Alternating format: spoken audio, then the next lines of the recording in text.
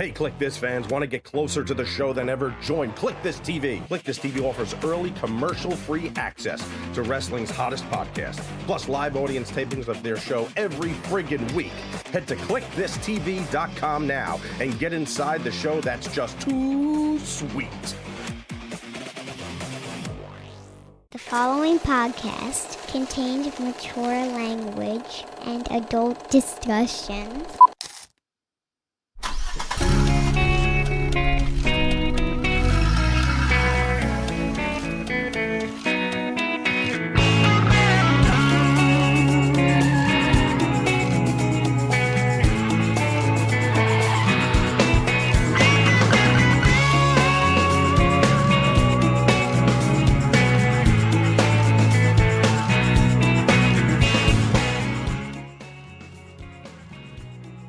Kev, if you think I'm glowing today on this 134th episode of Kliq This, the Kev and Nash podcast, it's because beef tallow. Very good. I thought you were going to tell me somebody fucking laid a load on you. No, I took one. While you're waiting for your car down the city. It's wild out there. Yeah, you have to duck flying streams of... Can you, I mean, honestly though, how long have you been using it? It just came the other day. But I did get the Neptune one. So. Yeah, so I mean, it makes it's a huge difference, right? Like your face is never dry. Well, I'm being licked randomly by street dogs as I walk down, but I just started, and texturally, it does something. Used a little on my elbows. I tend to get rough. Yeah, elbows. Any place you But I have to go the long term here. It feels good on the taint. What? I feel, Kevin, like that in 10 years, might sit around and go, hey, man, remember that craze when we started rubbing beef fat on our face? It just seems it's like a pet rock type vibe I'm getting. I'm trying it, though. I'm in. To me, it's like when you don't say anything and your wife comes in, she goes, what have you been putting on your face? What are you doing? Are you putting, like, when she realizes that fucking, like, some of the fine lines are gone and she sees you all the fucking time. Well, that's the commercial I'd film, but if that's really happening to you, then that's the ultimate, right. Well, como se llama? That's the ultimate review. Testimonial was the word I was searching for, but because I've been up far too long, it didn't come to mind. Kev, did you give my regards to Medellin? No, I didn't. Where you were. I'm just glad I got out of Colombia before fucking we went to fucking a trade war with them today. Turned your plane around. Fuck. Take me as a political fucking hostage. So you did. For anybody that doesn't know out there, we sent a couple of planes of immigrants, detainees, whatever you want to call it, back to Colombia. And the Colombia president told them to turn them around. So Trump, in being denied, said that, fine, we're going to put a 25% tariff on everything Colombia. And they've got a socialist president in Colombia that is not real popular with the people. And I think that just getting that anti-U.S. vibe when so many people from Medellin are fucking U.S. retirees and the tourism is, a lot of U.S. So I think that I think Trump kind of laid the hammer down, and the Colombian president, I forget what his name is. I want to think it's Perez, but I'm not sure. He said, "You know what, man? We'll send a couple of planes to get those fuckers." What would the tariffs affect? What are they making? What's the big export out? Well, I know what the big export out of Colombia is, but what that they would be paying a tariff on that's legal? What would that be? I don't know. I mean, I have no idea what we do trade with them. I don't either. I think coke. I was gonna say outside of the obvious. Yeah, I mean, fucking cocaine. I did find out that when you're in Colombia, I think you can have up to a gram for personal use on Is you. this true? I don't know. I was told that. Oh, could be. I don't know. I haven't done a gagger since my freshman year in college, so. But I you were figured- down there for the stem cells, and we've been kind of Yeah. covering this.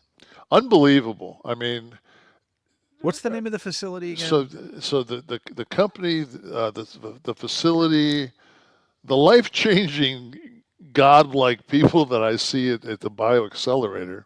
BioXcellerator. And shout out to my boy Joey for getting me down there again. It's just, and so now they've always had stem cells. They've always had like the top grade stem cells. And now they've added a thing called an exosome with it. Ectosome, whatever it is, ectosome. And that basically is like putting a driver on each one of the stem cells. So that kind of, it tells the cell where to go and what to be. Like if they put it in your shoulder, the ectosome, if it's deep in your shoulder and it's by cartilage, that stem cell will heal cartilage. If it's put in soft tissue, it'll work on soft tissue. If it's put in your disc, it'll work on the disc. So instead of it kind of being, I'll take So it's for not instance, random. no, it's not like the LA fires where they send the helicopter over and drop. This is much more the two guys holding a hose. You know, it's pretty fucking direct. And wherever the stem cell is directed, it kind of knows what to do. It does because of this exosome. Okay. It smartens it up. So, yeah. So I want to think maybe 10 or 20 million shy of a half a billion. So I think I got 480 million stem cells. Oh. Is that usually what, like when you were down there last time? Fuck no! I've never gotten anywhere near this. Oh, okay. I've never went down there this fucking beat up. Now, are you feeling anything after the injections? Is there? I think that if I could change places with the character Joe Pesci in Casino when they beat him and his brother with the aluminum bats and throw him in the fucking hole. You would have taken the deal?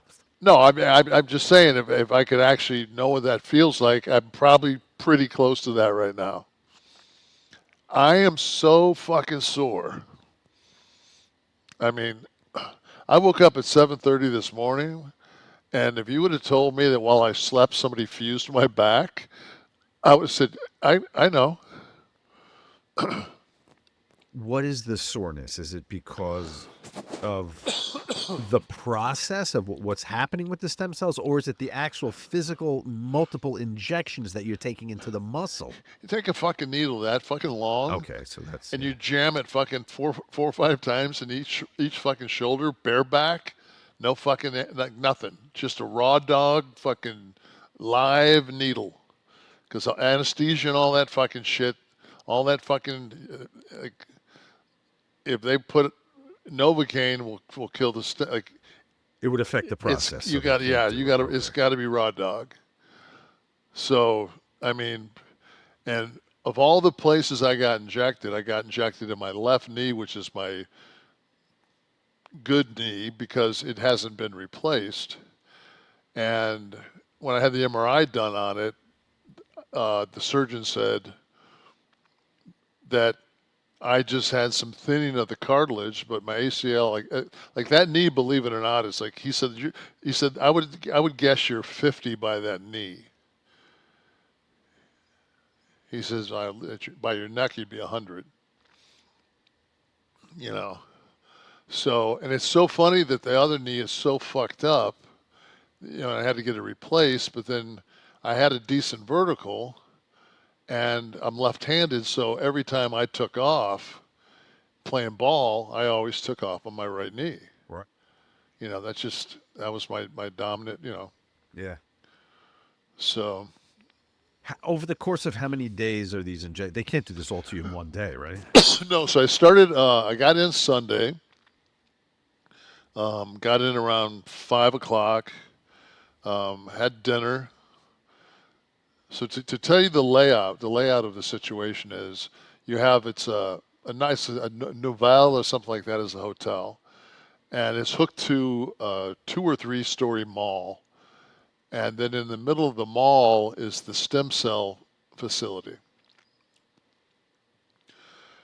and like a medical complex, and so you walk from the hotel through the mall every day. And you go to the elevators. You go up to the 9th floor. You go to BioXcellerator. They've got half the floor, and you do your processes. And so Monday I went in. I did my consults with everybody, and got my paperwork. Got everything. Got my what I was going to do for the rest of the week. And then while I was there on Monday, I got like a Myers cocktail, like a cocktail that kind of gets your body ready. And I got 70 million stem cells IV. And then Tuesday, I had Cairo, where they freeze you at 321 degrees for 3 minutes. Minus 321 on minus 321 or 323, 324. Whatever it 325, whatever it takes. Whatever it takes to fucking at that last fucking minute is like a week. And but it's not as effective as a cold plunge. It's just not as effective. But as far as just inflammation wise, like I was pretty beat up when I traveled down and my back was killing me. The 2 flights were fucking brutal. And so I got that. I got some deep tissue work for about an hour and a half. And then I got another 70 million stem cells. As like prep? Yeah, but it also like the stem cells, like the IV ones, they go to your brain, your respiratory system, like everything else. So they just kind of go through your body and just kind of repair shit that, especially with the ectos, they go through and they kind of find what needs to be. Like to me, I feel very much sharper cognitively. So this could be, I mean, if they were able to collect enough stem cells from donors to have this be a part of someone's like maintenance, like an annual. Oh God, yeah. We will see a day. The thing not in our is lifetime, maybe, when they take the umbilical cord, woman has to go term, the Right. child has to be delivered through a C-section, and then they take the umbilical cord, they cut it open, they take the wart and jelly out of it, scrape the wart and jelly out, put it in petri dishes, and they grow the stem cells. So there's levels, and I think that they're viable to level, 13 or 14, whatever it is. I don't think that I got anything less than the level 9 stem cell. So. That's a stupid question, but because of DNA, does it matter whose stem cells are? Like, if you have a black baby's stem cells, like, do you have more rhythm now? Like there's nothing in the DNA that transfers. Because what it is when the mother gives birth, the process is stopped. That means that the stem cells they're completed. Mm-hmm. So what's in the tube is just viable stem cells. They have been predisposed to be teeth, so. But no genetic marker back to the source. I know that in any way I know that wouldn't be compatible with you or something. I know that whether or not the child was a female or a male. Is that a fact? Yeah. Yeah, yeah. So I had 3 donors. 2 were male, 1 was female. And I woke up this morning with a fucking horrible yeast infection. I was going to say, you're a little more sensitive today? Nah. Did you watch When Harry Met Sally this afternoon by any chance? Well, I was too busy reading a trashy novel. You're sore, but when the soreness from the injections go away, should you be feeling significant relief? I think week out, 2 weeks out, what? Like Tamara said to me today, because we sat and we hadn't seen each other in 6 days, so I get in last night and I was fucking beat. I got up at 5 o'clock. I left Medellin at 9. I had to go through Panama City. And then I got home to Orlando at I got home at 3. By the time went through customs, got my bags, and then I called the valet to have my car brought up. And those are the fucking nice things in life. For $225, they fucking kept my car for fucking 6 days. I got there, they fucking took my bag, put it in the trunk, and gave me my keys, and it was right fucking to the curb. Yeah. That's those are the things you spend the money on in life. Like you don't fucking, I ain't fucking slocking around some fucking parking garage. So I drove home, and usually it takes me 90 minutes. I did it in 70. I found a fucking a guy in an F-150 that just decided he was going to go 95 to 100 miles an hour. And I lost him at Edgewater, like 8 miles before my exit. I was just like, he took off and I got in the middle lane. I said, okay, I'm good. You let him open the hole like Jerome Bettis getting behind somebody. Yeah, it was. And it was so weird too because, man, you don't drive for a fucking week. Like you get in your car and that thing's got fucking, I mean, it's it's an automatic, but I mean it's still got fucking close to 500 horsepower. So it's it wants to run because it's in it and it got to get out. This is the Mustang you're talking about. Yeah, the Coyote wants to run, man. That goddamn engine was so loud. When we were coming out of the restaurant, and it's the valet area is in a it's enclosed. It's an overhang. It's an enclosure. Down at the bottom, it's open to the street. But when you're kind of up by the entrance of the restaurant or the hotel, it's cavernous. So everything echoes. If you yelled, it would reverberate. Kevin goes down to his car. It was parked on the side. Oh, no, you can go down. They went to get your car, but I could see where it was. They left it up near I guess they keep an eye on it, up near the restaurant. They fired this fucking thing up. I thought a B-12 bomber was getting ready to take off. So what did you say? How many horsepower is that? I think it's 480. And that's the factory engine? I think there's some. They've got different, like the Roushes. There's different variations of it where they tune it. I think maybe Bone. It's 460. I know my exhaust. I know my exhaust is changed, and that makes it 15 horsepower. Yeah, we're pretty ferocious. Yeah, it's plenty for my old ass. And that's the beauty of it too, man. I all in with my trade-in. That was $40K, and it's just I don't know. I'm not somebody just frivolously spend money. No, it's a nice thing. I mean, you spent the right amount of money on the right car. Yeah. Pay for quality. There's nothing wrong with that. I mean, I spent $24,000 on that Cadillac. I was in Atlanta last weekend. I flew down to Atlanta and going through. God, you do this all the time, Kevin, and you've done it forever. But is there anything worse than air travel? From the aspect of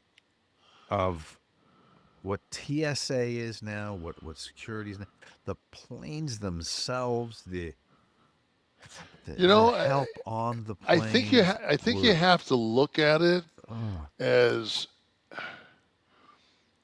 you're going to get ass raped.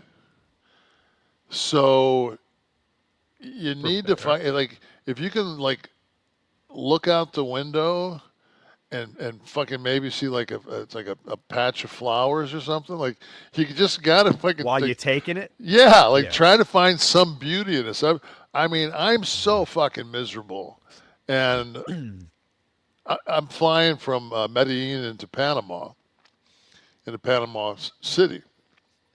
I've been to Panama City a couple of times, but it just so happened. We're buying it. Isn't the U.S. buying it? That's what I heard. I thought we were fucking invading. I thought we were taking it. Oh, we're just taking it, right? We're taking it. Plan. Yeah. After fucking Canada becomes the 51st state, we're just taking Panama. Right. So and maybe Colombia next. Nah, I don't think we want it. No. The girls are too hot. Everybody will move there. So I'm looking out the left-hand side. I'm in a 737 MAX. I'm on Copa Air. So I'm on the 737 MAX. So I'm already fucking like, have been given the dead man's hand, you know. I'm thinking, oh, great. Of course these motherfuckers use the MAX. Everybody else in the fucking world won't. But their Copa is with the United. They're that Star Allegiance or whatever. God, I haven't flown United in so long. I gave them my frequent flyer card, and it was issued in '90. And I said, "Is this still good?" She looked at me. She just like fucking. She said, "Yeah." I said, "All right." You still have the physical card? I have the American card from '90. Wow. It's like paper thin plastic. And it's the old logo, right? The old United logo with all the colors. Yeah. I mean, and it's funny because I like in my book, like this folding wallet that I got years ago when I first started traveling. Like I've got a TWA card. I got a fucking Pan Am. Yeah, Pan Am, Northwestern. Like I kept all these cards like in there this. It's kind of cool, you know. Been around so long. I remember like when I first broke in, like we out of Atlanta, we flew Eastern all over the place. So anyway, you're retro. You got the AOL extension on your email too. Fuck yeah. So I'm flying in and I look out and I'm like, oh fuck, there's Panama. And for the first time in my life, like I'm like, I'll probably never fly. And I said, no, because I'm definitely going to go back. I said, but instead of just fucking being a jack off, I'm gonna absorb my surroundings. So I just looked out and I was just like, God, I never realized that if you didn't know better and they pulled a hood off of you, you'd think like, is that fucking Hong Kong? I mean, it's such a fucking impressive skyline on the water. Really? The only difference is there's a beach, and then there's more jungle around it. Whereas Hong Kong is just fucking, you know, you don't see any really green space. So then I'm sitting in the aisle seat, and I'm sitting in on the left side of the plane. So the seat next to me and the seat next to me on the other side is wide open. So I said, well, let me just look out and see what the fuck's on this side of the plane. And I look out, and as far as I can see, every fucking quarter mile, there's a giant fucking ship, cargo ship. And they're in fucking line for the Panama Canal. I mean, it was mind-boggling because all this shit that just has went down in the last couple of, I thought last 2 weeks when he started ranting about the Panama thing. I did find out, I did some research. I think the Panama Canal only makes like $3 billion a year or something. Like definitely nothing to go to war over. It'd be like one round of cruise missiles.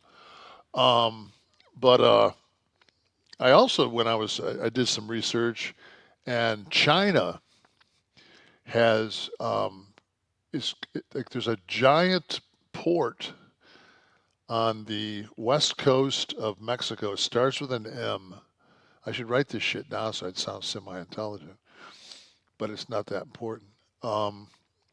but there's a big fucking, and they're building it bigger and bigger and bigger. And what they're going to do is China is going to take their shipping into this port in Mexico, and they're going to drive it across Mexico, and then have ships, to deliver it to wherever from there.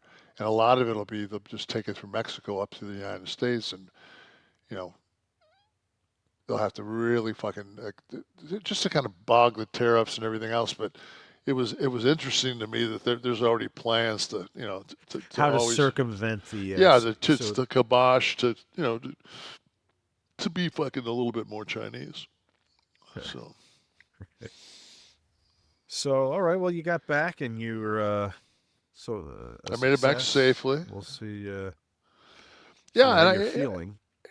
Like I said, I number one, I'm so blessed to be able to have the connect, to have the ability to go down and get taken care of, and it's life changing.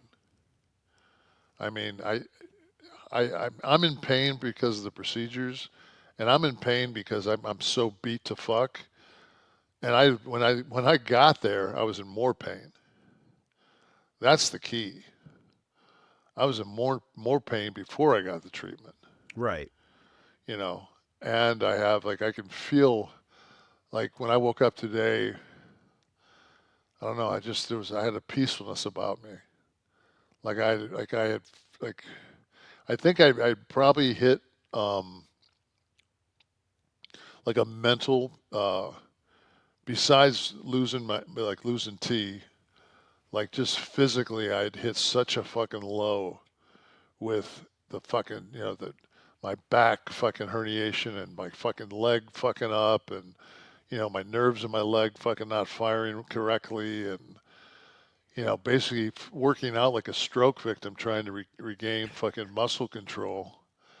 And, then fucking while I'm training, I fucking just feel like an electric shock in my shoulder, and I fucking tear my bicep, tear my supraspinatus. It was insane. So I haven't trained weight-wise. I haven't trained in 12 weeks, and that's my outlet. So for 12 fucking weeks, it's not like I could train legs because I got like a gimp leg, so it's just like, so I'm doing more rehab, and I'm riding the bike. But anybody that knows, like once you get even on a fucking, you got to do a recumbent bike, because you can't, when your arm's up like this in a fucking sling, and you're holding on to that fucking, you're bent over on a fucking stationary bike and you're pedaling, and that fear, it's like, fuck. Yeah. Like, so. When are you looking at being able to do, you did talk about I'm not going to use the right term, the lifts that you were doing with the shoulder. It's a simple thing. It's like, okay, like now, and that's not bad. 7 weeks. I mean, fuck. I mean, that's about as good a fucking, mobility as you're going to fucking have. Yeah. So the mobility's there. My fucking, I haven't lost my fucking delts don't fucking go anywhere. I keep my delts. I was looking in the mirror of myself the other day with no clothes on. And I said, God, your wife's lucky. No, I said, God, you look like a 65-year-old ex-basketball player. You look like a semi-better looking Bill Walton. No, you're a couple of notches above Bill. I looked at myself I looked at myself in fucking in Medellin, and I said, I woke up and I got up and I was brushing my teeth. I looked in the mirror and I said, Jesus, when did you turn into fucking Clint Eastwood? Like old Clint Eastwood. You're not talking about Magnum Force. No, I'm talking about fucking Gran Torino Clint Eastwood. So I've always had his fucking disposition. Now I got his fucking his physique and fucking body. Oh well. Thinking about running for office as a mayor of. You know what, man? Carmel. No, So I read, we opened the comments back up, and I read a few of them one day. I just hit the newest, and I read the newest ones. And, it's like, there's always the one person that just, they like, oh, great, I can make a hurtful comment. And it's like, it's nice for people, like, people do want to say something. And, like somebody said, like, why'd you guys take the comments off? And Sean, you can have your own opinion, but we agreed. It was just, it gets to the point where there's no upside in it for us, but it does give you guys a voice, and we want to make sure, like, there's a reason why people put like a suggestion box in a restaurant or whatever, so because people won't fucking say shit to your face. People don't have my phone number to call me, so this gives the viewers and the people that are loyal to us, which is we do this for, we definitely don't do this for the fucking money. And we like Sean was we'll go into the day, but Sean was was in the city for Romeo and Juliet today. And I just got home, and like we're doing a show at 9:00 at night on a Sunday night. And I think, Sean, you get up at 5 in the morning? No, 5:30. Yeah. Fuck, my bad. Yeah, come on. So, it's just, it's like, yeah, we want to we want to make you guys happy, but at the same time, it's just like, dude, you don't get to come, you don't get to be fucking a homeless guy and come to my house and tell me my wife can't cook. So, it's kind of where we're at with that. The thing with the comments for me, and it was always easy for me to ignore the stuff that was trollish. And you're gonna get a percent. Listen, even the restaurant that puts the suggestion box out is gonna get some dick. Oh yeah. That asks for the Big Mac.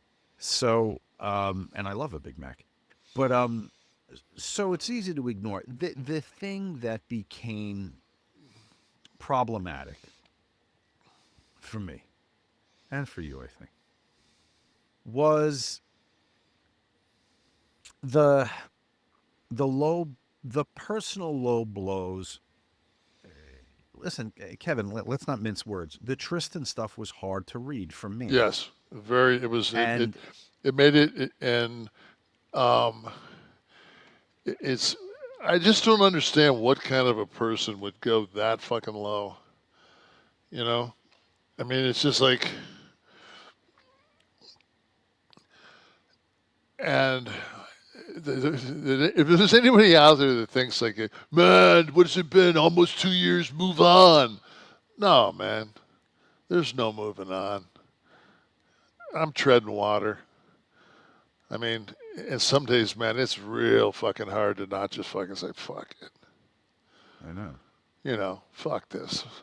So to have some fucking jack off that's jealous of my success and has no idea of the fucking time and discipline and fucking miles and heartaches and all the fucking things that have went through to fucking have you for some reason look at that fucking name below my picture and know who the fuck that person is.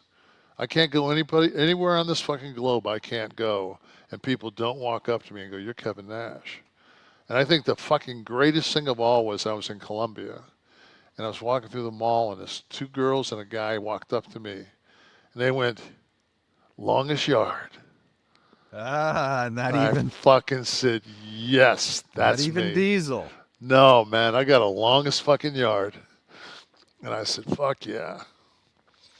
So love that when I get like. And then when I came into Colombia, the guy said to me, he looks down at my passport and he goes, oh, Kevin Nash, you're the actor. I said, yes, I am. Huge in Colombia for the acting. Absolutely. Super over. They saw the Nikki show. Right. I saw that. I was in the airport in Atlanta. There was a dude who got up and said, "Hey, do I know you?" And he was watching the show from this week in the at the gate, waiting for his group to be called. He was like looking up at me at the screen. And so I want to shout him out. I wish I could remember his name. I don't, but he was a fan of yours and a fan of the show. And Kev said, and I always take a minute when someone comes up and I say, what do you like about the show? Why do you listen to this and not something else? They always say the same thing, because you don't always talk about the same stuff. He said, when I turn it on, I usually can tell, like on the other shows, what they're going to be talking about. And if it's something I know already, he's like, but regardless of what the title of your show is, he goes, I don't know what you guys are going to be talking about. He goes, so it's always kind of a mystery. That makes three of us. Yeah. Exactly. I mean, but the first time I talked to Shawn since I got back to Colombia, it was like 8:20. I said, "How's your trip?" "Pretty good. I'll see you down there." "Okay." Yeah, I said, "Are you home? Are you?" I said, "You out of the city?" He said, "Yeah." I said, "You home?" You said, "Yeah." I said, and we like wouldn't even like. I said, "Watch you watch the game or something like that?" You said, "Last quarter of the first one," and then you were watching the second one. And I said, "Okay, I'm gonna." I said, "I'm heading down to the condo." That was it. That was the prep. And then I haven't talked to Wes or talked to Steve, so we always like we instead of putting a show together, we all have to catch up and fucking joust and fucking see what everybody's done and watched, and the audience gets to come in and listen to the meetup. Yep, but I always enjoy that because that we all are very eclectic and very different in tastes, and I think Wes is to me. I mean, he keeps me at least in the game with AEW, and if he thinks there's something I'll enjoy, or a show that's good, like a particular episode of it, then he knows I tape them all. So I should say record because I don't tape, but no, it was like Toni Storm. I saw a clip. That's what her name is, right? I'm not fucking her name up, am I? Steve? Yes, I'm fucking her name up. No, so she had a segment, and I just was on X, and I saw a couple clips of it on Instagram. So I said, let me go ahead and watch this, and she kind of did a rendition of Demi Moore's performance of her newest film that's Oscar worthy. Substance? With the smearing of the fucking the smearing of the fucking makeup and all that, kind of fucking loses it. So, and I loved her stuff with RJ. Like all her black and white shit. Like I've always to me I know who she is and I know her work because she's always been different. Mm-hmm. She's so fucking different than everybody else. And to me, she's avant-garde. She's an entertainer that happens to be on professional wrestling. Right. But she's an entertaining human being, and kudos to her. And we were talking today, and Wes said it's too bad she was, on the show Dom actually said it was too bad she was on the Collision because nobody, with everything that was going on with Saturday Night Main Event and the Lakers game and everything else, and I said, yes and no. I said, because good work will be seen in today's age, at word of mouth, and the word of mouth, because the word of mouth came to me through whatever fucking, whatever media that I was going to watch or listen to. And there was enough of a push that told me that it was such a waste of a great performance, like a performance of a lifetime for her, that I went, well, fuck, if that many people are putting this over, I'm going to watch it. And I did. And I think I'll be drawn if I look on the fucking breakdown of the show when it's taped and see her name. I'll guarantee I'll fucking watch it. I'll go through and pull her segment out and watch it. So that's how you build, you know. That's how they can build back their audience. You know, fucking listen when the people fucking put something over, listen to it. Don't fucking bastardize it. Like a lot of people think that it had more like, and I haven't followed the storyline, but they said that this was 2 weeks too early. Like you didn't need to blow the load this soon. But I guess I know how it is in wrestling. It's very hard not to hotshot shit. Right. You find something that's working and you want to jump on it. I know. I thought that the Saturday night main event was interesting because it had a great fucking throwback feel to it. Yeah, I'm gonna bring that up. I want to talk to you about some of the segments. Well, let's want to talk about it now. How about that? Whatever the fuck you want. Yeah, we're fucking kind of we're in that we kind of busted our fucking wrestling cherry. So well, we have a final on the. We'll go to football next. On the game, okay. So you tuned into Saturday night. Tuned into Saturday night. And it was so funny because Tamara was in the other room, and she was at the kitchen table, and she was doing something. I don't know if she was going through fucking bills or paperwork and we haven't seen each other. But I was just like, babe, I said, do you mind if I turn this on? I've been home like fucking 2 hours. I'm turning fucking wrestling on. And she says, no. She says, I'll come in a minute. And she heard Jesse's voice. And she said, is that? I said, yes. She said, fuck. You know, so, because Jesse was at WCW when we had Jesse. And I've always loved him. I just think he's and Barry Bloom, who was my agent for years, who's a personal friend who I miss dearly and I should be a better friend and stay in contact with. But he and I, Jesse was also one of Barry's clients. And Barry, we all went out to dinner, or was it? I think it was dinner. We all went out to dinner one night, and I don't know who fucking rocked more, me or Jesse. Between the two of us, if you could have figured out a way to fucking hook that energy together, it would have been like one of them turbines. Oh. But could have powered the joint on it. Yeah, it was he's just such a fucking great guy. Just and smart as fuck. I love. He had that conspiracy show. I used to love watching that because I'm such a. See, we're gonna get so fucking thrown off here because the fucking JFK shit got fucking. Did you see the fucking the guy, the driver, turn around with the fucking gas-powered CIA assassin gun and fucking shoot Kennedy? Do you hear that whole fucking sonata? You haven't heard that scenario yet? I saw that let's back this up.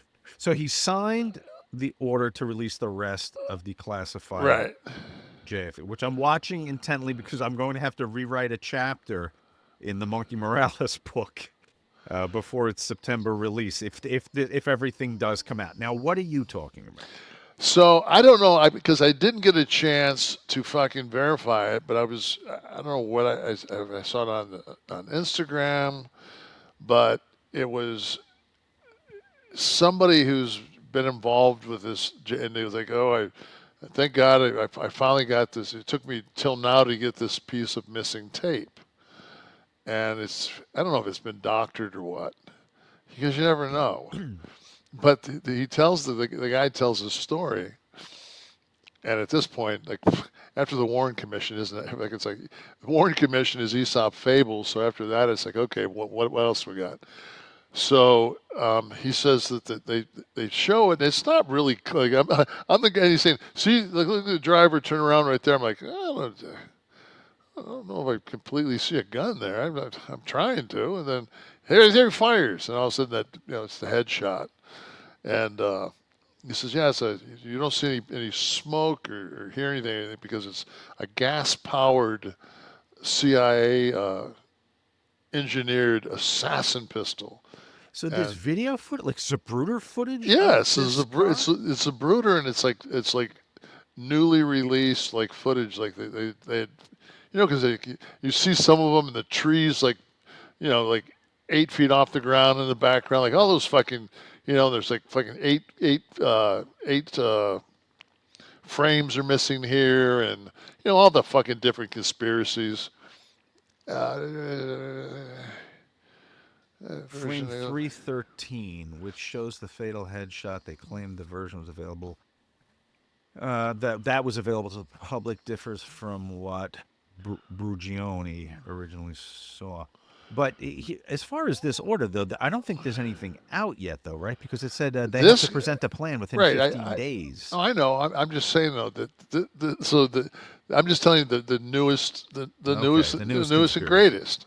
Okay. And then it's just like the round was an explosive round, and it had like some kind of, and like it's like an everyday thing, but it was like a toxin, and that when it hit Kennedy's brain, that if the shot didn't kill him, the neurotoxin would. And they said and the guy says, and that's why they had to change the brain out before they got it out of Dallas. And I'm like, then why is that? I've watched a film where they did the autopsy and they showed a slide of the brain, and there was bone fragments in the brain that would be pretty much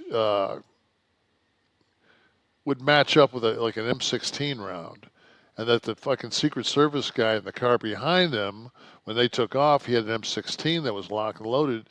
It went off, and that was the fucking shot that went through the back of Kennedy's head, which would make the explosion because it's a tumbling round.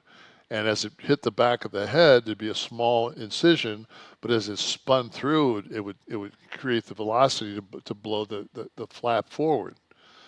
So that was the one that I was. That's my version in my brain. That's the one I'm sticking with. And that was accidental discharge. Yes. Of the M16. And I want to think that was a Scottish cold case guy that came up with that theory, if you want to Google it. Of course, I know his name like I do the Colombian president. The Scottish guy. I have to look at my passport while I'm traveling to fucking make sure I know my name. What's my name, bitch? Don't look at me. Don't you look at me. Oh, Dad, Mommy. So we both watched Blue Velvet this week. Yes, we both watched Blue Velvet. I think you have to pay respects when somebody like Lynch passes. It's like Bourdain. It's like Hunter S. Thompson. Like you got. I'm looking forward to seeing a Bourdain movie. Don't you think David Lynch is going to direct one next year? I think it's going to be really interesting. They're going to answer a lot of questions from the other side. I think that Brolin's going to play fucking Lynch. I vowed I'd go back and read Bourdain's book after he passed. Well, it was a Kitchen Confidential, I guess. Yeah. And I have yet to do that. But what I was going to say is these guys or ladies, anyone that is considered like fringe or out there, or there's kind of a legitimacy that happens when people kind of have to admit to their talent. People that maybe dismiss them as nuts or too this or too that, too left of center. When they pass, something weird happens, and they get in the cool club, and like HBO Max has a Lynch section now on their front menu, and Amazon may also, but whereas a year ago you wouldn't have seen that. But just like we were talking about, I didn't turn and say a year ago, hey, we haven't watched a David Lynch movie in a while. Right. I did rewatch Twin Peaks a couple of years ago with my oldest daughter because she'd never seen it. My wife and I were fans from a long time ago, and we were like, I think Mia would dig this. So we did dive into it, but the passing of people like this, Bourdain's another great example, and or Lynch, or even someone like Amy Winehouse, who was underappreciated while she was alive. Her film is amazing. That Amy Winehouse story. The most recent one, the it's so fucking good. And like one of my, if I had to really pick somebody if I had to pick one album and be on an island and have that as island album would be Amy Winehouse. No, it would be Lauryn Hill. Her fucking what was it, the Miseducation? It was her first. Yeah. It was her. Oh, you better watch out. Something. So that was. I've loved Lauryn Hill. We used to come out to, me and Scott used to come out at house shows to the Fugees' Ready or Not. And it's so funny because like Scott used it, he used it wherever he went, but we used it in Japan together. And he always it's like his song.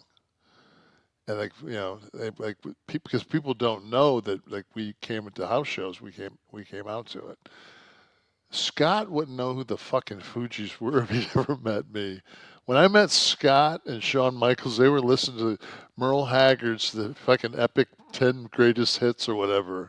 I mean, we were driving up and down the fucking road, three guys in a Diamante going, "Big city, turn me loose and set me free. I'm tired of this sturdy old city. I'm tired of too much work and never enough pay." Not by your choice, though. I fucking got into it, man. Did you? Yeah. Yeah. Fucking me and my son, Merle, came to the Peabody. And myself, and my brother-in-law, JL, we went to fucking see Merle. And fucking Jägermeister came out with the fucking, a honey Jaeger. And fucking T was fucking 16. Fucking, I'm such a great dad. And we're hitting Jägermeister and drinking fucking 16-ounce Pabst Blue Ribbons, driving over in the S-Class, and it's fucking the fucking place is packed. And I tell the guy, I pull in front of the Peabody, and I'm in a bronze S500, and I said to the guy, "Give you $200 if I can park this bitch right here in front of the front doors." He goes, "You got it." So I gave him the $200. I said, "I'll keep the keys." If I took the keys, went in, got a couple beers, went up to sit down our seats. I gave my son a fucking beer in a cup. Some fucking blue hair next to me goes, "I see that." Oh. I was just like, oh, fuck me. So it all gets over. The show gets over. And Merle, it's a short show. He might have done 70 minutes. And he says, "Hey, I've been doing this a long time." He goes, "So I'm going to walk off stage now. You can clap. You can do the hell you guys want to. I ain't coming back out." He says, "We got to drive to Mobile tonight. And road conditions ain't too well. There's ice. And I'm too damn old to die on the road." He said, "Especially for being stupid." So he walked off the stage, and we all clapped. And then me and my brother-in-law, who fucking had a buzz, T was cool, and we kept going, "Encore, encore!" Well, fuck, man, these old people that were in that crowd, the next day in the News Journal, they said these two big rowdies up in the balcony, because we sat in the front row of the balcony, because I thought that's always to me the best seat, front row in the balcony. That way, anybody that gets up during the show, it doesn't fuck with you. And I remember one time I was with my brother and I were at Joe Jackson at Pine Knob, and we were underneath, in the fucking in the seats, not on the fucking grass. And we were probably 12 rows from the front, and fucking Joe Jackson was playing "You Babe Stepping Out into the Night," and the fucking guy gets up when he's like getting ready to he's getting ready to go. The guy fucking stands up and he goes, "Fucking really?" From the stage? Yeah, from the stage. He goes, "Fucking really?" Oh, wow. He goes, "What do you got?" Oh, he said, no, go ahead, I'll wait. Oh, that's awful. And the fucking guys, now the guy's walking, and he's like, everybody, the fucking entire fucking house is looking at this fucking guy. It had more heat than fucking Queen Anson in 1987. Yeah, if it had been Puerto Rico, it got stabbed. But, and then he fucking, he kind of chastised him for like a minute, and then he fucking he said, "Oh, fuck, where was I?" And he fucking went right back into it. Like, and I said to myself, like, A, kind of a cock, but B, like, super fucking sweet recover. Like, yeah, but of all the songs to have to right? I mean, like, Sailing would have been would have been a little worse to have to latch onto the vibe after chastising someone in the crowd. Yeah. But, so we were talking earlier about the David Lynch thing. Yeah. And how, like, he became cool. And,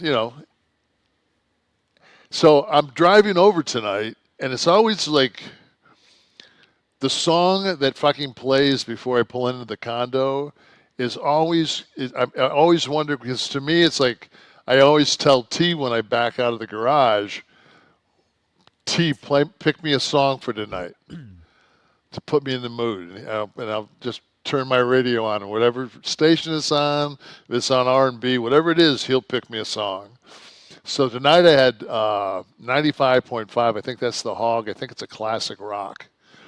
And I leave, and I don't know if Sammy Hagar is doing it sounded like Sammy Hagar was guest DJing. And he said, "Here's one," and he said, blah, blah, blah, blah, blah, and he goes, "From fucking one of my favorite bands, Little Feat." And it was it's like a sailing song, something, and I was listening to it. I mean, I remember Little Feat. I mean, I remember when I was in college and shit, and I'm like, I wonder what demographic is out there that when they have, like, the conversation on music, like, within 15 minutes, it somehow levitates around the Little Feat. Like the band, their music. Never my demo. I don't. Never my demo, but yeah. I mean, I was just, and it was such a. You really can't fucking put a thumbnail on the period of when the music was happening, but it kind of has a Grateful Dead vibe. Yeah. A little bit, right? It's twangy, guitar-y, safe. You could definitely sit on the fucking tailgate of a fucking pickup truck and with drink your a Pabst fucking Blue Ribbon with a 16-ounce PBR and fucking definitely fucking enjoy that. Smoking some fucking old press Mexican weed. Fucking every fucking 3 hits, a fucking seed explodes. All right. So in the Lynch discussion, we came across that we'd both rewatched Blue Velvet. Yes. This week, and your take was? I just said it didn't age well. 86 was Blue Velvet, but here's the thing.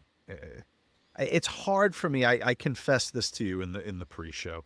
I want to make the argument. I want to sit here and defend it stoically. but I did fall asleep last night into it. So maybe that's the ultimate commentary. There are many echoes of Blue Velvet in Twin Peaks, in the series, in the 1990s series, which I'm a very big fan of.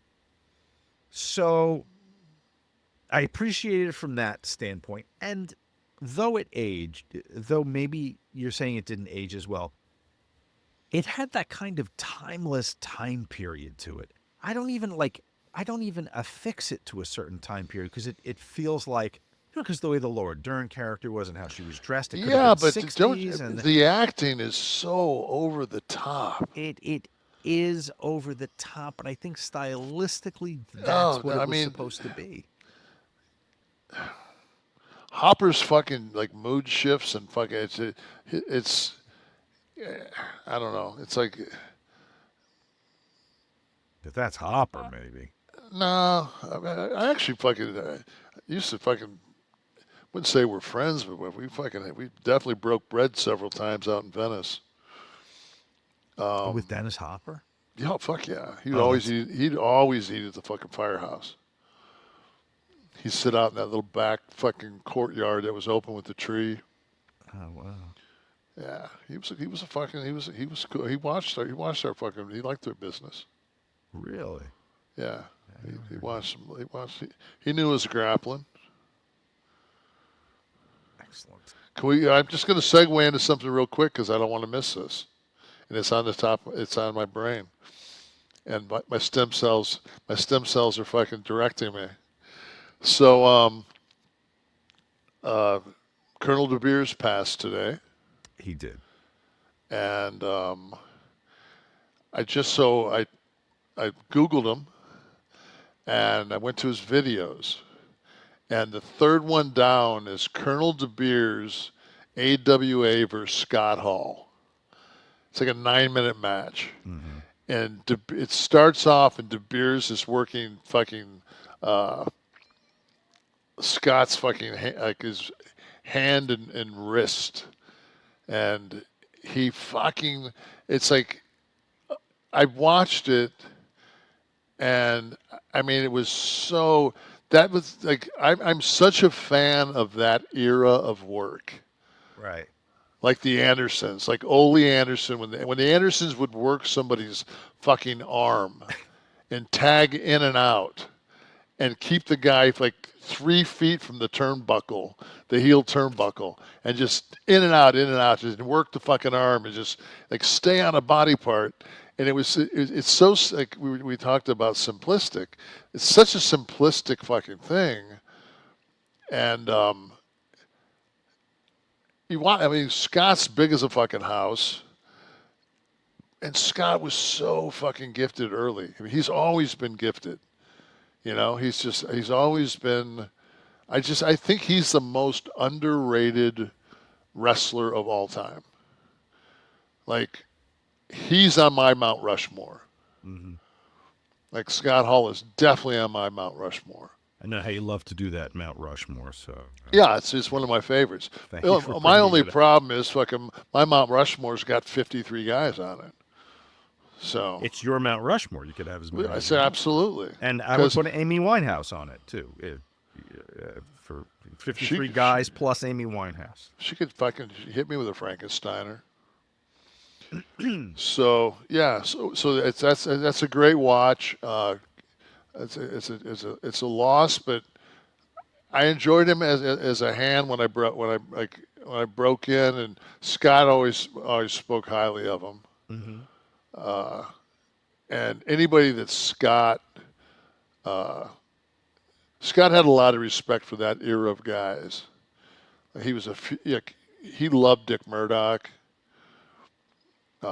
Just guys that he brought Murdoch back to work with him in WWE, and yeah, so it just made like losing Debeers. And then say, well, let me go see what I can find at one of his matches. And then, boom, there's like my brother on the third match down. there's Scott working with him. I'm like, oh fuck. Was that like, a TV match from the AWA? Looks like it, because there's Showboat. there's cuts to the fucking crowd and shit. Okay. It's one of those things. I came home, and like there was like such a Tristan presence in the house, and I can always like I'll feel his presence, and like he definitely DJ'd my car ride home.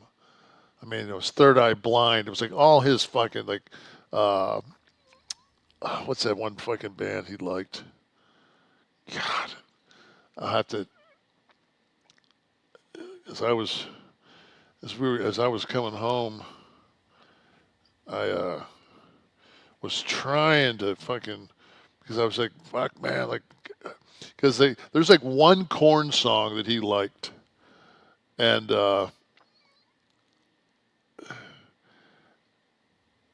Freak on a Leash. No. That play, so I can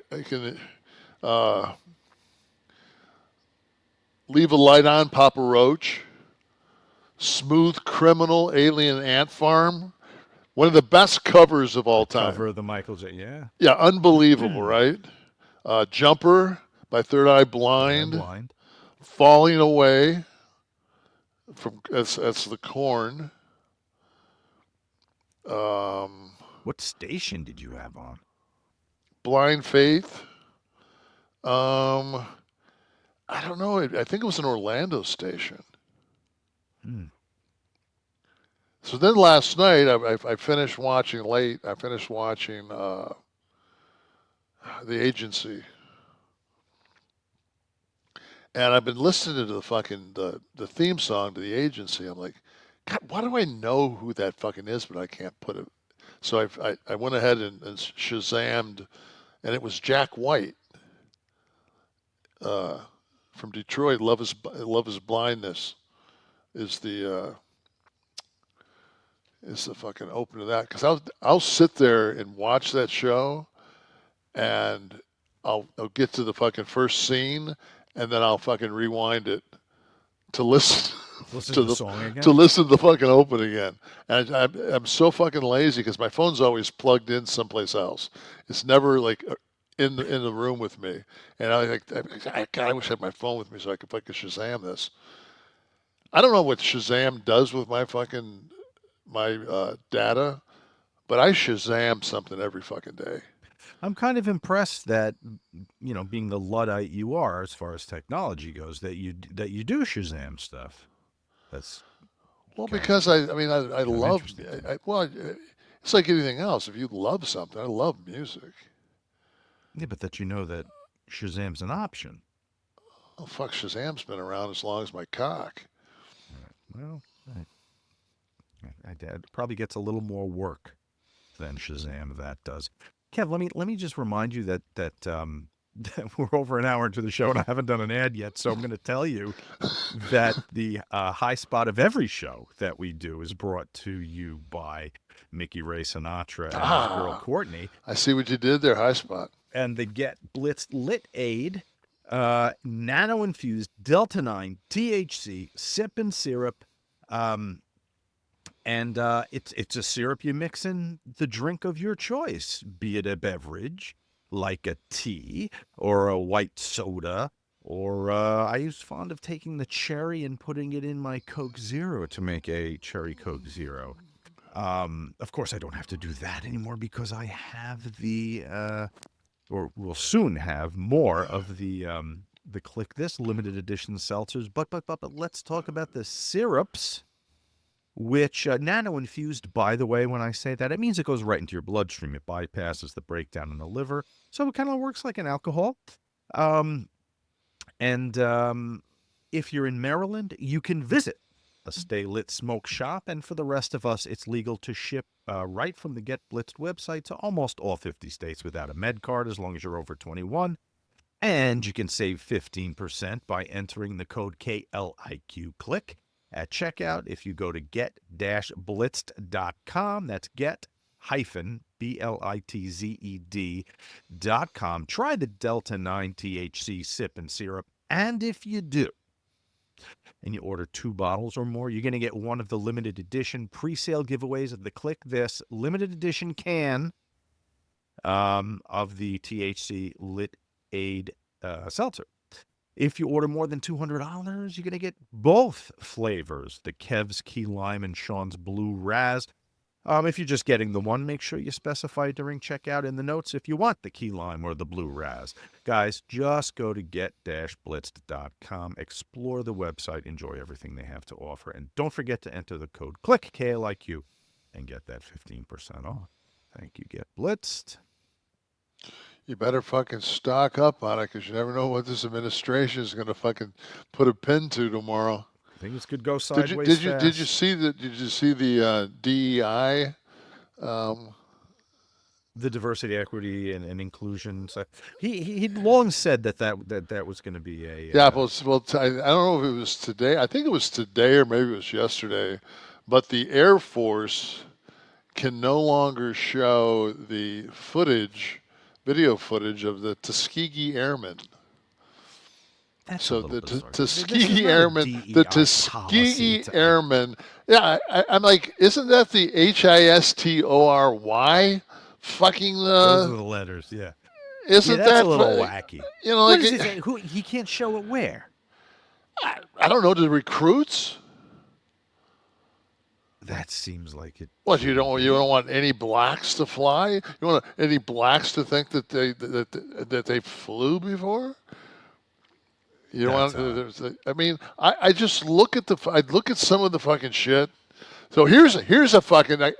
God, I'm so glad I took these stem cells, because I'm pulling shit out of my brain that I would never fucking pull out. It's all accessible to you now. It really is. And before we go any further, I've just got to pull back and say, is it a shoot, Steve? Did Amy Winehouse, was she a Wrestling Observer fucking I saw subscriber? That too. And is that a yes? Last he heard. Okay. So shout out to Amy and shout out to fucking Meltzer. Fucking sweet. Where was I going? I mean, think now. The stem cells better answer that. Go ahead. Yeah, well, I was going with the diversity. You go to the Tuskegee Airmen, and then yeah, you said, okay, but my whole thing is this. It's like, okay, you can do whatever you want to with this DEI shit. You can say that it wasn't slavery. You can say whatever you want. And you can burn the books. You can basically fucking get the bootlicker fucking media fucking gurus that you fucking own now. He runs TikTok, Zuckerberg, Musk, Bezos. I mean, they're all fucking. I saw a picture the other day. They all had they were together with their tongues out, and their tongues were all orange. I thought that was kind of funny, but and my wife keeps like really selling shit that goes on, and I'm like, babe, it doesn't affect us. Like, what are you getting upset about? Like, you're telling me that fucking like the sharks are out of control. We don't go in the water. We're good. You know? Like, shark might bite someone you know. Well, I try to tell everybody to stay out of the water. Don't leave the house. Yeah, I've always lived under the mantra of, when I look next to me and I see a shark driving an Escalade, I'll know it's cool for me to get in the water. Until then, fuck that. So Larry David said when the pandemic first started, and I was reading, I think it was in the Times. They started a thing where they would talk to celebrities and say, like, what are you doing with your time? How are you handling this? And, always with the gravity of, like, how are you not performing right? Larry David was the first one to go, I don't really see a problem. He was like, I've been kind of waiting for this opportunity for everyone to tell me to stay home and not leave the house for a very long time, and it's finally arrived. It's a shame that people are dying, but outside of that, I don't see a problem with this. I loved it. I looked back at my Instagram a couple months ago. I was on like waiting on a plane, and the Wi-Fi was fucked up. And I couldn't get anything, but I could pull my own shit up and look at it. So I haven't posted. I don't know how long I've been on Instagram. Probably 10, 12, whatever fucking years I've been on that thing.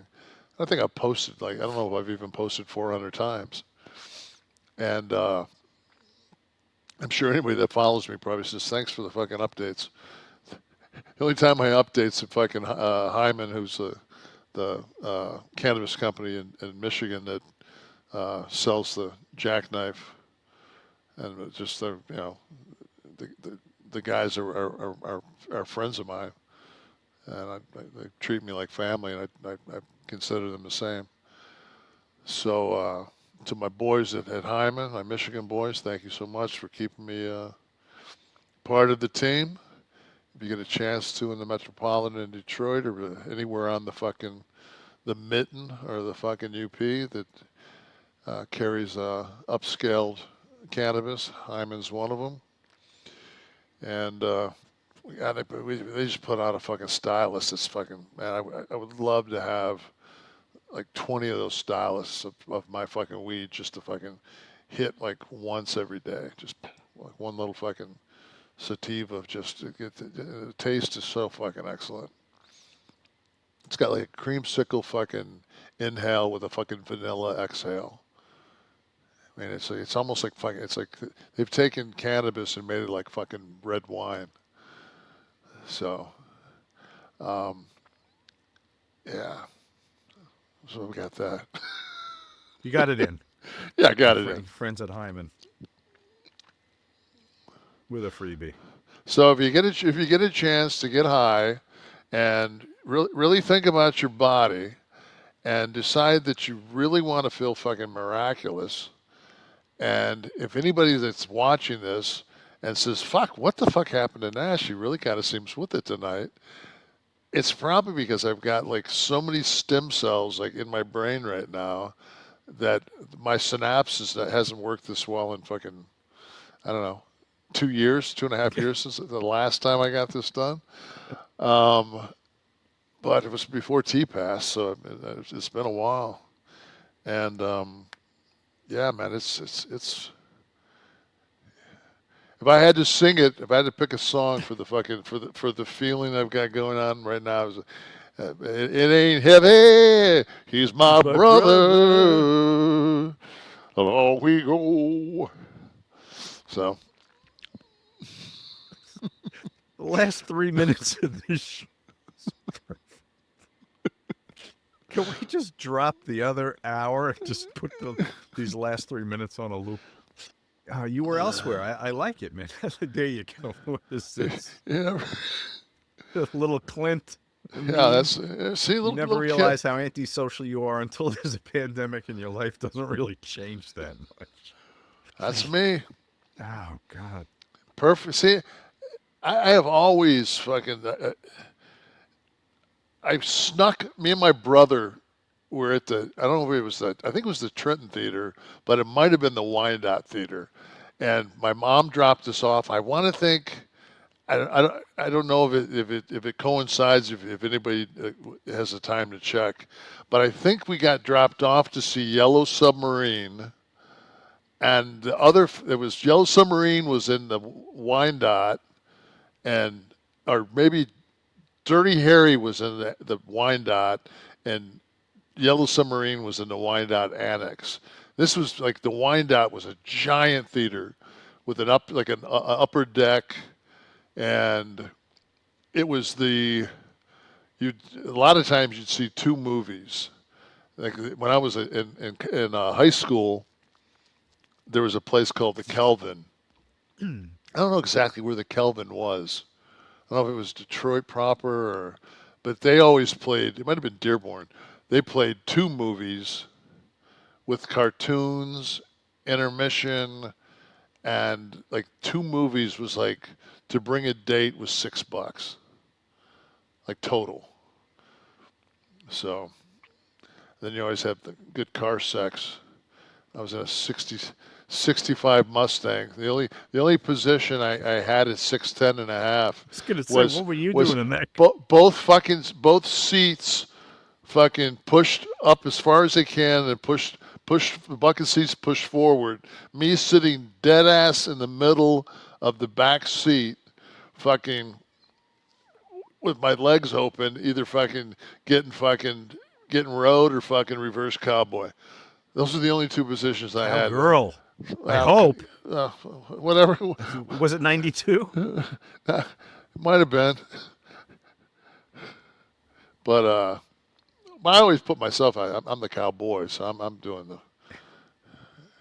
She was actually the rider is the. I don't know. I don't know how much she was riding, but the head clearance and that thing. Yeah, she was. I think she was. I think she was stationary. I was just doing the pelvic crawl. Kid, sorry. Can you tell we haven't talked in a week? Sorry about that, Bernadette. Oh, Bernadette again, huh? Been a while since we brought her up. She was a fun girl. My God, Kevin, you're dating a fucking woman. Mom, stop. What was that all about? What do you mean? She came. So I was like a sophomore in high school. Yeah. I was like 16, and my mom still wouldn't let me go down to Daytona Beach for spring break. Okay. Good decision. So Bernie, she went down with her girlfriend, and she was staying at the Aladdin, and I was at the Acapulco Inn, which used to be the MTV hotel when they went down there at the beginning. No, I'm sorry, it was the Mayan Inn. It was a Mayan Inn. We stayed there one time, like when I was like 12 or 13. It was like spring break. My mom had no idea. And we're in the fucking middle of the shit. So the Acapulco Inn is down in the shores. It's now a God, what's it? It's that fucking that brand of hotels is Canadian. We used to stay at. I'll think of it. Anyway, so she came down to the shores, and she had they drove her Cutlass down from Michigan, and she drove down to the shores to spend the day with me.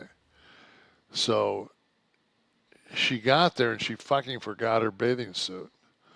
So my sister had a yellow bikini, and so Bernie said, can I borrow one of your suits?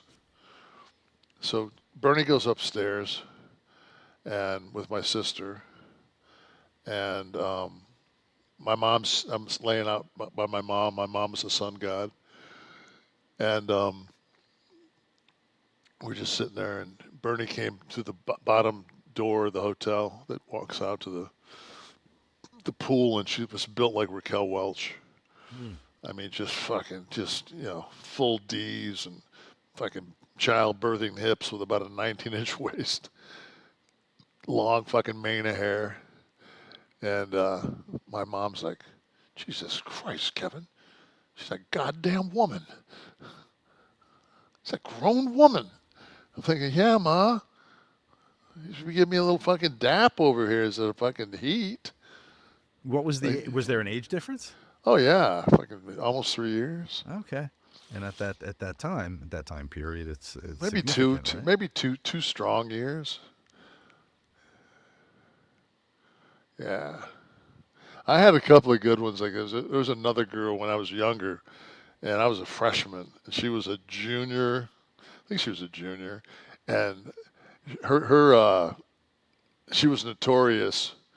I don't want to fucking bury her because I'm sure she's got kids. So I'll just say the name. Yeah, but she had a fucking a blue Mustang, a white vinyl top, and was that a prerequisite to date you that you had to have a Ford Mustang? Well, I had a Mustang. So that's what I mean. I mean, my mom. Well, I mean, that's why, dude. I'm telling you, there's a reason why I drive Mustangs. My socialization happened in a Mustang. Take those Bobby Brooks off and do as you please. So, and I mean, I'm raw dogging like a motherfucker too. I'm raw dogging. I raw dogged my fucking all through high school. I had more fucking close calls with girls sitting on my fucking front stoop going, "I'm late."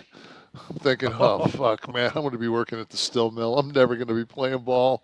I got to fucking, and they're all Catholic girls. I'm fucking doing the method gimmick. I'm pulling out, you know.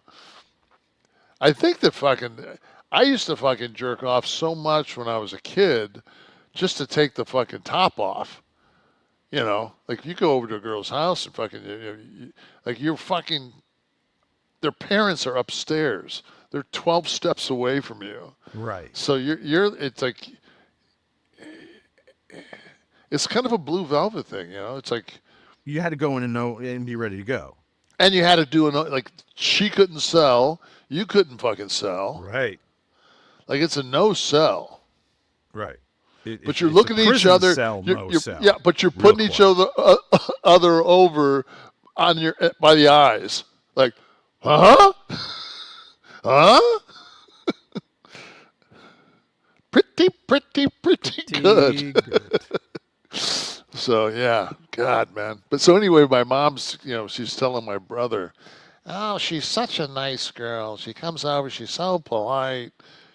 And my brother will tell this story. He's going, and her fucking her basically her dossier in high school was she gave the best blowjob. Like in fucking like that was her claim. This is the fame. Blue Mustang. Yeah, Okay. she gave a great blowjob, and my brother's like, yeah, real polite, mom, gagging on your fucking son's hog. Hey mom, I'm gonna go over to Leanne. Almost said her name. I'm gonna go over to Larry's house after school. That's fine. She's a nice girl. Cowboy.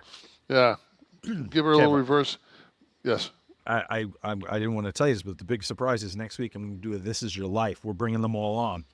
Oh. So we'll get all the stories. My brother fucking will listen to this and laugh his ass off. We should, before sunrise, we should talk about the Saturday night's main event. Didn't we cover it with Jesse? Well, we covered Jesse. I don't know. There was DiBiase, Alundra Blaze was there, Hacksaw was there, Dory, Tully, Arn, Mark Henry. Yeah. They brought them all out. Yep. I do love something I've always consistently loved about the more contemporary WWE product is they always do pay homage to the product I watched as a kid. It's a reason for me to tune in. The network when it was a thing, always had the old school stuff on there too. Always connected to their history.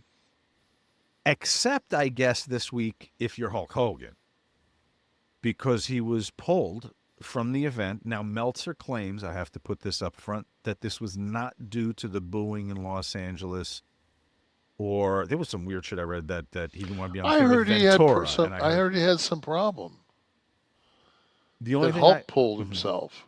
The only thing I saw was that it was a family issue. Is all. Yeah, I heard that. Yeah, I didn't.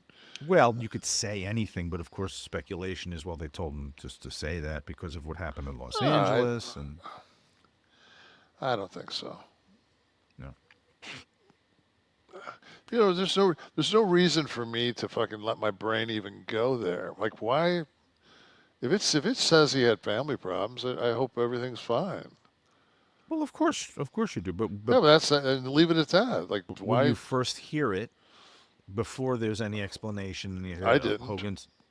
Well, when I first read that Hogan wasn't going to be on, I said, well, obviously it didn't go over well last time. Then I saw the statement. He said there was a family issue, which could be true. But I don't think it put out a lot of fires on speculation. But no, but Meltzer confirmed that it did not have anything to do with that. That it was legit, I guess. He's got to fucking legitimize the Winehouse story before I fucking so. We'll get to the I'm bottom more of that. worried about that right now. The Kevin Owens Cody contract signing moment there. Do you want to hear my wife's take on that? What was your wife's take on it? She said, well, the first thing she said was, is that the star? Because you knew who Cody was. Meaning Kevin Owens. Yeah, because I said, no, why? She goes, because he has the belt you had. Isn't that the top belt? Because she doesn't watch.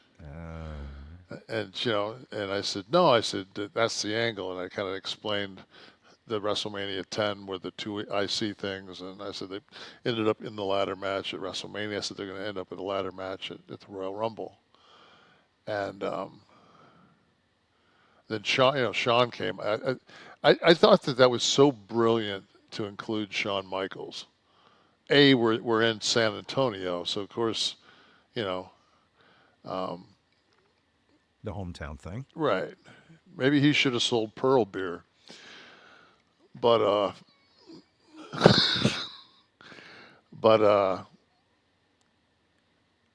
I watched it, and it's really hard to sit back, especially when again another one of your brothers is on TV, and like his song just the first before it even goes into doom doom doom, the crowd explodes, and he comes out and he's just, you either got it or you don't, and he does. I mean, and fucking, I mean, he looks like he's been doing reverse cowboy, because that motherfucker looks like he's been riding a horse. That boy bow-legged. But so he came down and just commanded and when he grabbed the mic, well, I need to get this fucking thing signed, rah, rah, rah, rah, rah, rah. And he was like old Shawn Michaels, like in character, and then Kevin and Cody go back and forth, and Shawn just so fucking perfectly just goes, "He kept you. You just sound jealous." Just, I think, you know what I mean, like. Very unwrestlery. Yeah, very it's real. so fucking. And Kevin looked at me and said, "What did you say?"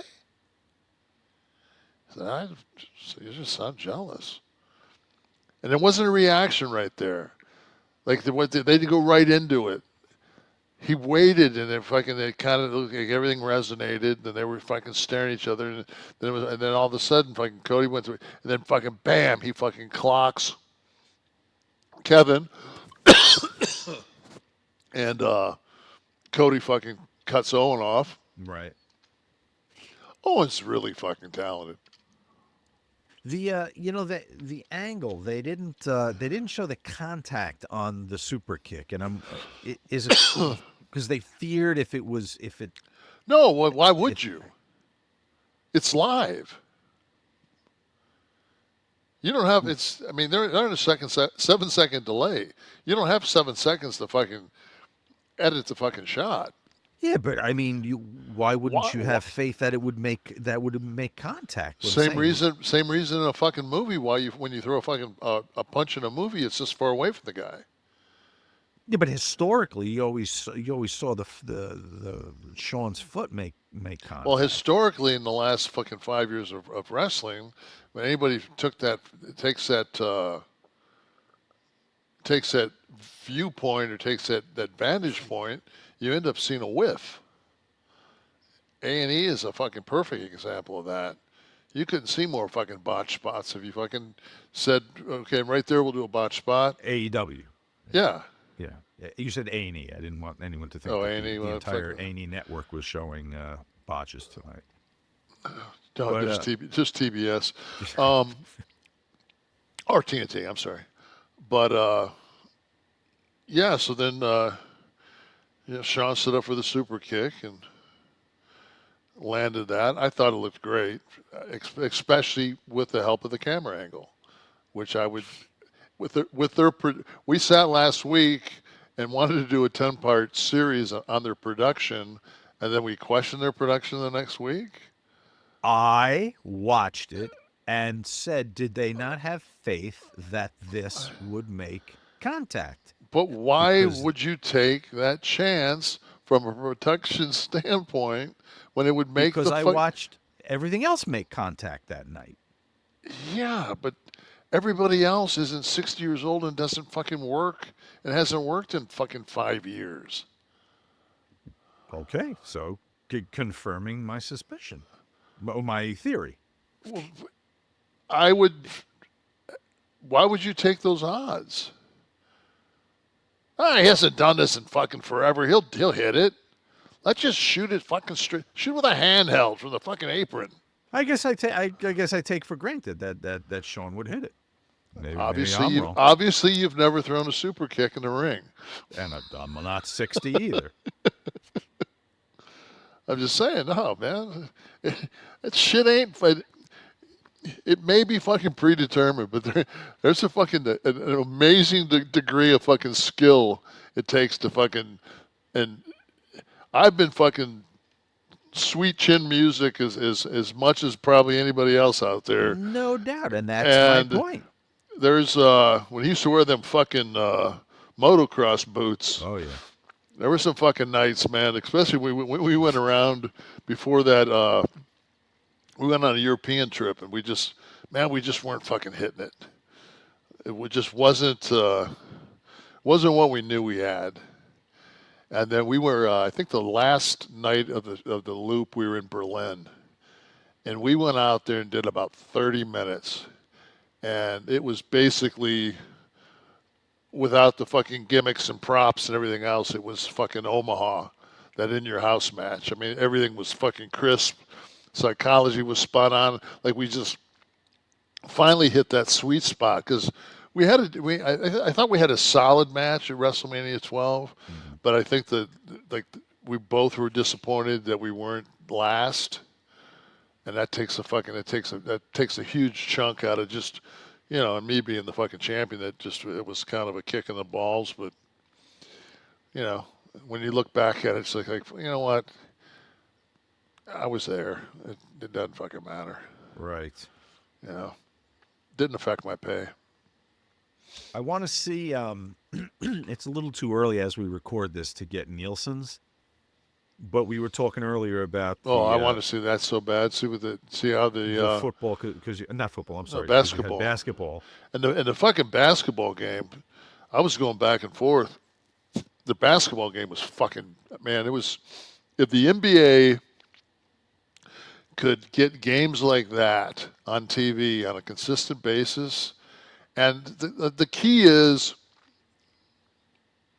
you've got a guy like Davis playing for the Lakers that basically makes a living 17 feet from the basket.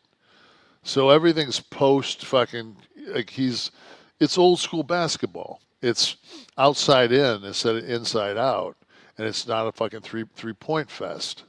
Right. And, people can say whatever the fuck they want to about LeBron. They can say Jordan's the greatest. And for a 40-year-old man to still be playing at that fucking level, I mean, he threw a fucking dime to Davis, fucking probably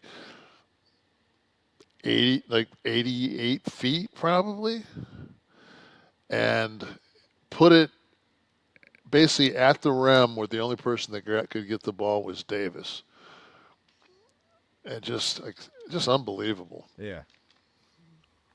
But, we talked a couple of weeks ago about how the NBA ratings weren't as strong as they'd been. So I'm curious, as are you, as to it's been hard to watch. Saturday night's main event is going to land with. It's been hard to watch when you watch guys go up and down for fucking a minute and 40 seconds, and every 12 seconds somebody missing a three. Yeah. But you're you watched your Lakers, I take it. Yes. I'm saying Lakers. You're a Pistons fan, but I know you're also a Lakers fan. Pistons have played well. I think Pistons won 11 of 14. I don't know what they did against the Magic last night because I actually was tired. But I did see the fucking Rockets. Rockets are a fucking team that's come along a lot. They beat Cleveland. I think they beat Cleveland now. Like I don't know if it's back to back or 2 out of 3 games. I mean, I know they've beaten them twice, and Cleveland was fucking. I mean, Cleveland is kind of the shit. Yeah, this is a great time because there's that little stretch where we don't have sports for a while, but this you got and March Madness is going to be coming up soon. And I thought today's football was really outstanding. So earlier we had Eagles, Commodores. Yes, The Commanders. Commanders. And then just while we were on the air, we had the Chiefs and the Bills. And what was the final of that? Final, I think 32-29. Am I wrong about that, guys? Let me know. Kansas City win? Yes. I was giving them a 1.5. Yeah, they definitely went over 48.5. Yeah, you got both. Covered. You got the over, and you got the 3. I got a double. I gave Washington 6 and took the over. It was 48. Then we have a text out to Meltzer about the Amy thing. Hopefully he'll write back before we're done. Kev, let me hit you with a little Dear Sexy here. 2 actual Dear Abby letters. But what if it was Big Sexy Kevin Nash, the one who's going to be given the advice to the lovelorn? And I'd like to tell everyone that this segment is going to be brought to you by BLUECHEW. Nice. Possibly our oldest and most steadfast advertiser. And they're on board long and strong throughout next December, I saw on the schedule. Thank you, BLUECHEW. Yeah, thank you, BLUECHEW. Thank you on many counts. Thank you for allowing us to Where were you when I was in the back of that Mustang? When I needed you the most? Yes, I was going to say. BLUECHEW, the original chewable tablet, erection-enhancing tablets that help men achieve stronger, harder, longer-lasting erections. They put their money where their mouth is. They're going to give you a month free, as they always do. The process is simple, guys. Sign up at BLUECHEW.com, consult with one of their licensed medical providers, and once you're approved, you get your prescription within days, shipped directly to you in discreet packaging. Everything done online, guys. No visits to the doctor's office, no awkward conversations, and no waiting in line at the pharmacy. Take them anytime, day or night. It's just planning ahead. We've given you testimonials on the air here from fans who are using it to great success in their bedroom. Does it work? Come on, listen to them and buddy. Listen, find out for yourself. You're getting a month free. You got nothing to lose. Okay, make life easier by getting harder and discover your options at BLUECHEW.com. Don't forget to take advantage of this special deal. We want you to go to BLUECHEW.com and get your first month free. Just pay $5 for shipping, okay? BLUECHEW, thank you very much for being here with us. I always laugh when I'm listening to another podcast like Joey Diaz and he does the read for the BLUECHEW. Listen, cocksuckers. Let's get this first letter here. Actual Dear Abby letters that Kev will give his advice. Dear Sexy, my husband and I have been together for 16 years. 8 years married. When we were first married, we had fun. He used to take me out on dates. He knows I enjoy dining and dancing, but it has been years since he invited me out. I have talked to him about this on multiple occasions, and he says he hears me, but we never do anything. I'm tired of repeating my wants and needs to him. I recently met someone very nice, and I'm attracted to him. He's attentive and picks up on little things I don't mention. We're both married and have no intention of leaving our spouses. We've been talking on the phone only and have had no physical contact, but when we talk, I experience feelings that make me want to be with him. I love my husband and our family, but I'm falling for this gentleman. What do I do about my feelings? That's from Torn in New York. Well, I mean, it's simple. You don't want to leave your husband, You don't want to destroy your family. So you're basically playing with fire. And I mean, you're just going to get burned. There's just no way around it. And my advice is get the fuck out of it. Lose his number, lose all contact. Don't be diddling your box fucking thinking about somebody you don't even know. Just because the person that you spent, 12 years with doesn't have the new car smell anymore. Like, I promise you, this guy fucking ass rapes you, fucking doesn't call you back, and you get fucking bone marrow cancer, and your husband fucking walks, your husband will come back because he loves you. So don't be a cunt. It's going to be the headline. Don't be cunt. Okay, well done. Dear Sexy, I recently married an old high school flame after 30 years apart. Since we are both in our 50s, we wanted a low-key ceremony. No wedding, no fuss, just us, madly in love and doing our thing. My older sister, the only person we told, begged me to be included. At least let me sign as a witness. At least let me bring a cake. At least let me do the flowers. We took her with us to the courthouse, and she took many pictures, which will be cherished. The problem started after the courthouse ceremony, when she insisted we go celebrate. Well, one bar turned into her taking charge, getting way too drunk, demanding we do this and that, and going to another place. We shut her down and returned to the hotel to eat the cake we didn't ask for. She drank more. She was too drunk to drive. Then she passed out for 6 hours.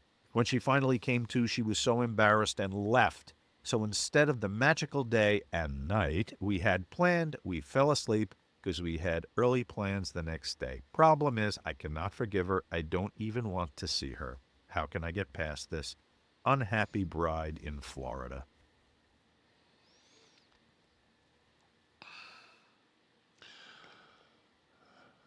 Well, I mean, I don't know how far in they are, but I would probably go for an annulment.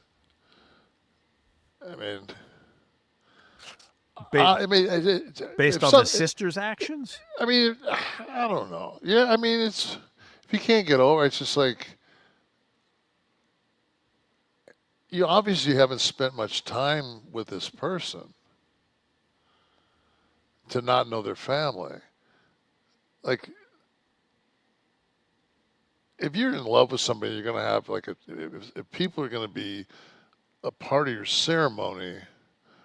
Like, there's a reason that Tamara and I eloped.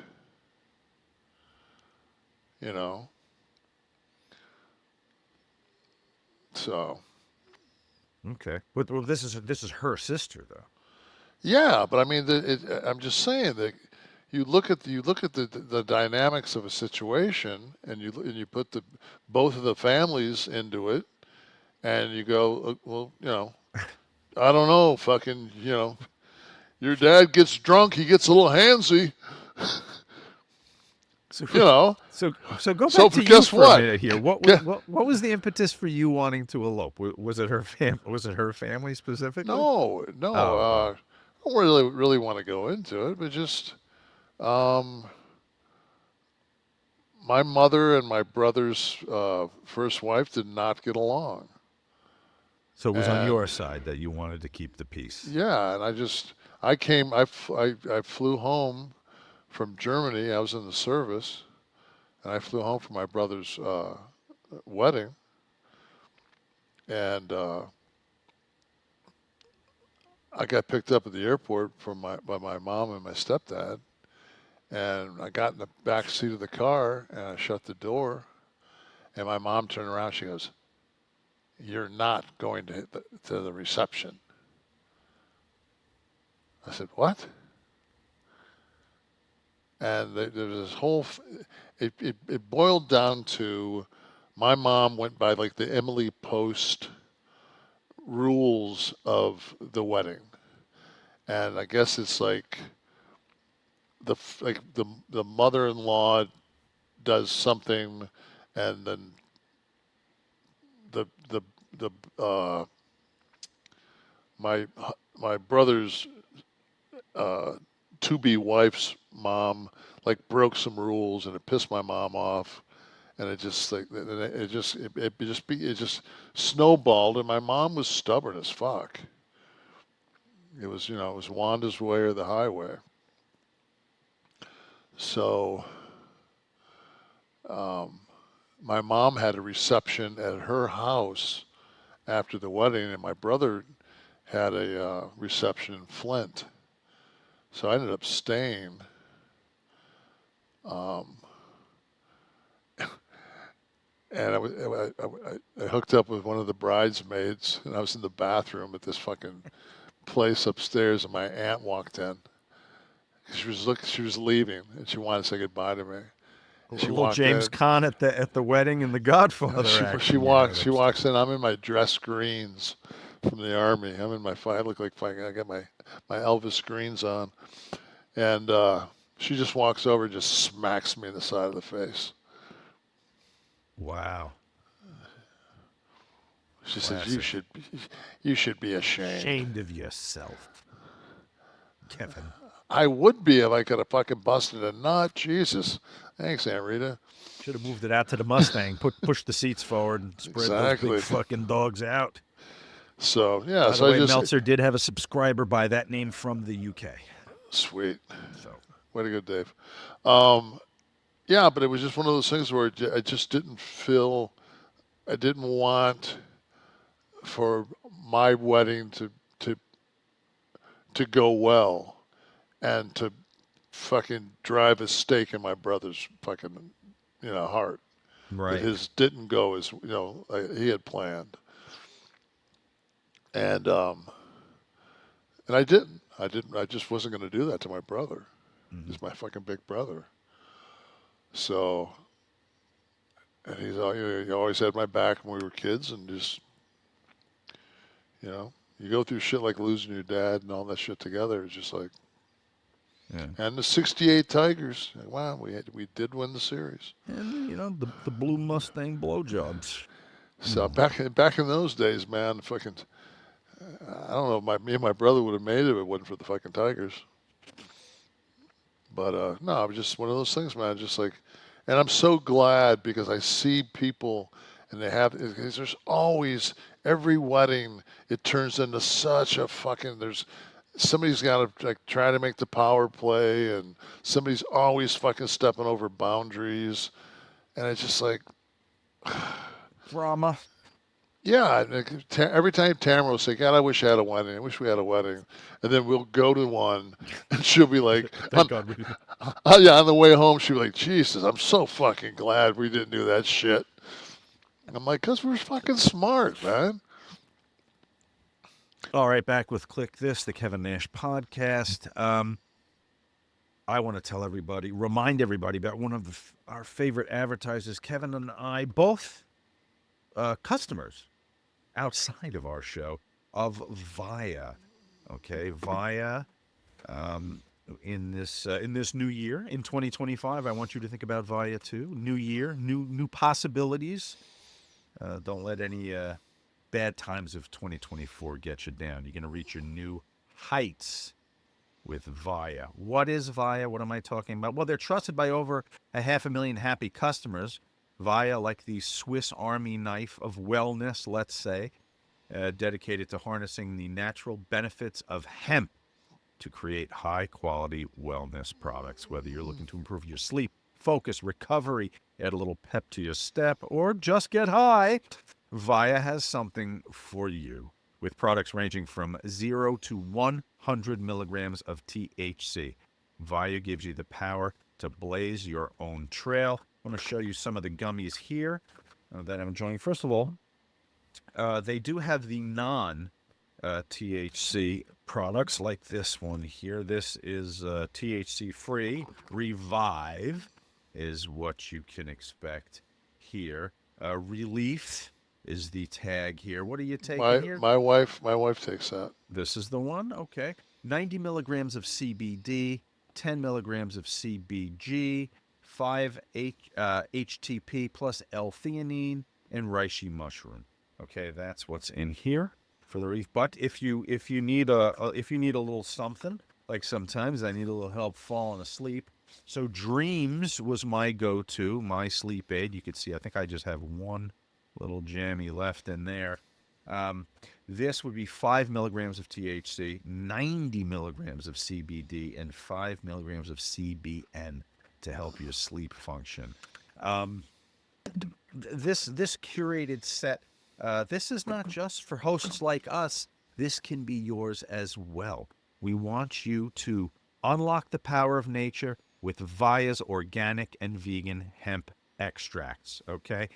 Award-winning service, quality ingredients, affordable and accessible. Premium products to fit your budget. If you're over 21, check out the link to VIIA in our description. You got to use this link to get the discount. So scroll down and use that link. And use the code KLIQ, K-L-I-Q, when you get there to get you 15% off. And if you're new to VIIA, get a free gift of your choice. After your purchase, they'll ask you where you heard about them. Please support our show.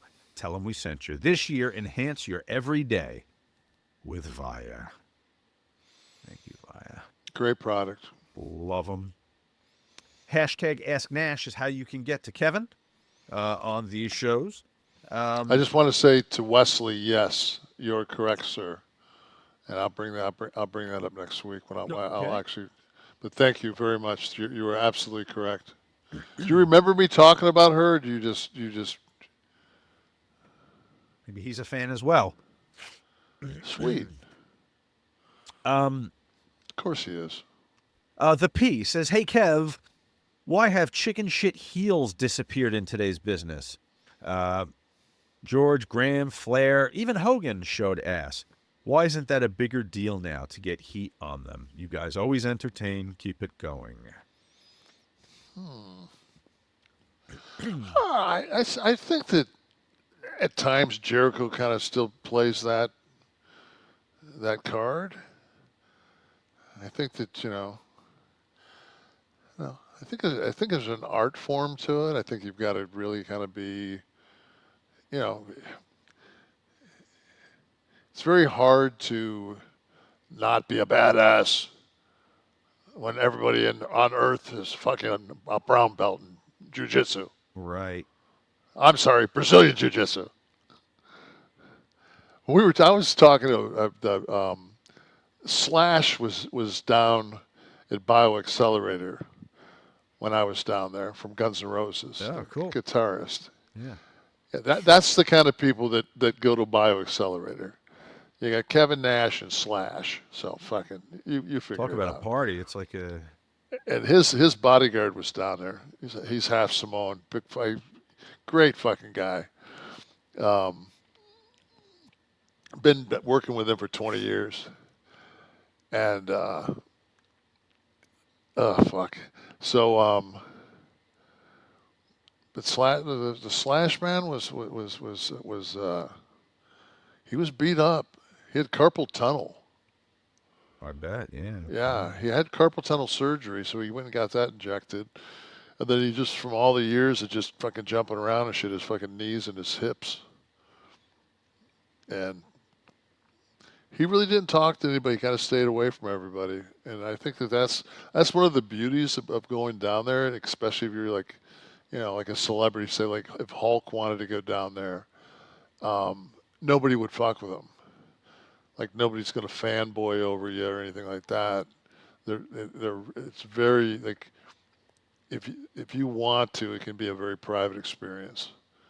Like the concierge will fucking take care of you and get you in and out. And I always there was a couple of football players down there.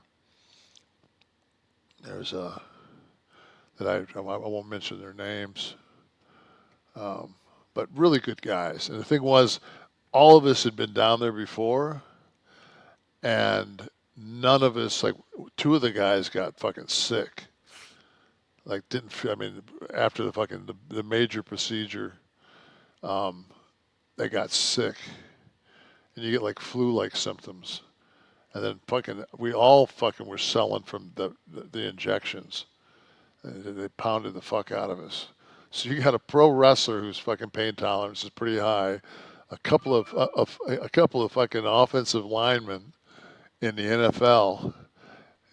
You know, guys that are fucking. One of the guys just signed a $24 million deal with the Giants. No, I'm sorry. I think he's on the last year of a $24 million deal. I think he was, because I know he was a high fucking pick. He's an offensive lineman. I'll just say his first name's Evan. He's out of Alabama. Played with underneath Saban and all those great Alabama teams. And he was a fucking stud, and still is a stud. Big motherfucker, man. It's like 6'7", 350. We were all selling like a bunch of cunts. I said it again. I said that twice. My agent's going to disown me. For the use of the C word? Oh, God, she's going to. So, Noelle, I'm sorry. I apologize. Don't take it. It was only 2. It would have been 5 if we were sitting at a bar somewhere. So he is monitoring and trying completely different. But you can see the different term. Don't be one, and we were being them. So it's not. I hope that I'm kind of glad it worked out that way, because she said no, it doesn't matter how you say it. I'm like, bullshit. It doesn't matter how you say it. If you call your buddy the C word, right, and you call your wife the C word, I think you're going to get a different response from your fucking wife. Am I right? I've never dropped the C word on my wife. Oh God, no. I mean that's. Yeah. I mean that's like that. That's first strike. Like you're creating a nuclear war. There's no coming back from it. Yeah. And there's no winner. Yeah. And you can't go, honey, there's different ways to use that. The way I used it with you that's how I would say it to my friends. You ever hear the fucking bit that Jeselnik does? So Jeselnik goes, so my good friend's wife comes up to me and she said, I got a bone to pick with you. She said, I don't like you. He said, well, why is that? Well, it's something my husband called me. I think it came from you. And he says, was it the C word? She says, no. He says, well, then he didn't get it from me. In other words, he calls her that. So, yeah. And that's incredibly funny because I'm brilliant. But I love Jeselnik. How about in the audience? We have some friends here from KliqThisTV.com who get shout out to T and Jeselnik, because T turned me on to Jeselnik. He was the one that okay. Always, T was such a fucking stand-up god. He knew them all. He knew their fucking bits. Ace Ramon. Have you guys heard about the situation with RVD and Bobby Fulton? I guess Bobby put Rob's phone number out in public. Oh, that's a terrible thing to do, but no. Was it an accident, Ace, or was like? Oh, I caught the tail end of the. Oh, God, man, all of us were out to dinner in Jackson, Mississippi, like maybe in May. We did like the Jackson, Mississippi Comic-Con, and it was Rob and his wife Katie, and me and Bobby were out. No, it's not Bobby. It's Dylan. It's not Bobby. I don't know. I don't know the story. I think it was Dylan that got the heat. Because Dylan. No, if Don was here, he'd know because it happened on the podcast. We can get confirmation of it next week to find that out. Who it was? But, I know that. I know that Dylan got the heat for it. Okay. Because I talked to Dylan. I mean, he's always been cool to me. Yeah. Bobby and his son Dylan. And his son Dylan. Okay. Scamming, mistreating talent in their wrestling promotion. Allegations against Hines included abuse, forgery, mismanagement. RVD specifically accused Hines of Too Fast Okay. Anyway, so he shared his private phone number when he publicly denied the accusation. In response to this, RVD tweeted, wrestler accuses promoter of being shady. Promoter defends his integrity by posting wrestler's private info online. Ironic and telling. Okay, so yeah, it was both of them. Who's Hines? That's his son's last name, Dylan Hines. Oh. I didn't know that. Who else? We got another one? Who can wrap us up? I think Dylan's done with that shit anyway. I think Dylan just got a job with insurance company or something up in New York. What do we got? Anyone else? I'm sorry that happened, though, because I really like Rob. Hey, Britt. Hey, Uncle Kevin. Sean, my birthday was on Wednesday. Could I get a birthday shout out? Currently having Happy birthday. You're in Miami, watching us in Miami in a fine Italian restaurant? You should have put the fucking restaurant over. It's a fine Italian restaurant. Give it a shout out. Hell yeah. Is it Gianni Versace? I ate at Gianni Versace's mansion, Kevin, when I was I thought you were going to say his ass. No, that would have been definitely past the expiration date when I was there. Ivan Garcia, the people who have thrown the lowest blows at me are my parents and brothers. Then when they're in trouble in life, I magically become family again. Hang in there. I wish I had a dad like you. I'm assuming he's talking about you. Well, Ivan, he can be your surrogate dad from a distance. I'd like to remind everyone that Kliq This is a production of Butch and Sundance Media, produced in association with Podcast Heat. Created by Tristan Nash, Kevin Nash, and Sean Oliver. Producer Steve Kaufman. Graphics by Dominic D'Angelo. Title sequence and audio edit by Wesley Burleson. Theme song by Dale Oliver. Technical research by Tristan Nash. Copyright 2025 Butch and Sundance Media. Because it's Wanda's way or the highway. Kev, you want to do another one? I'll think about it. I have to ask Wanda.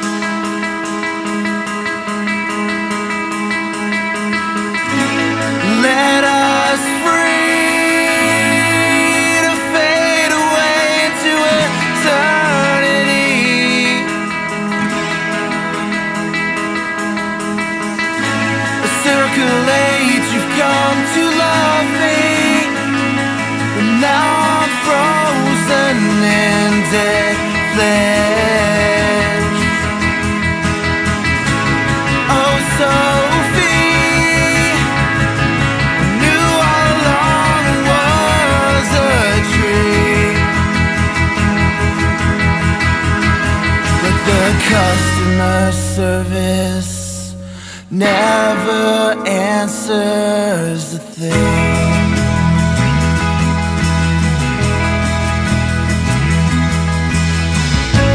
Let us free to breathe in air we're supposed to breathe. Through twists and turns you've come to love me.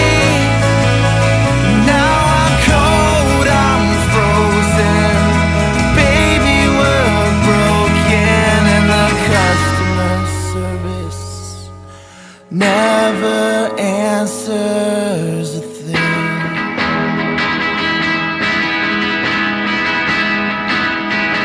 Yeah, the customer service never answers a thing.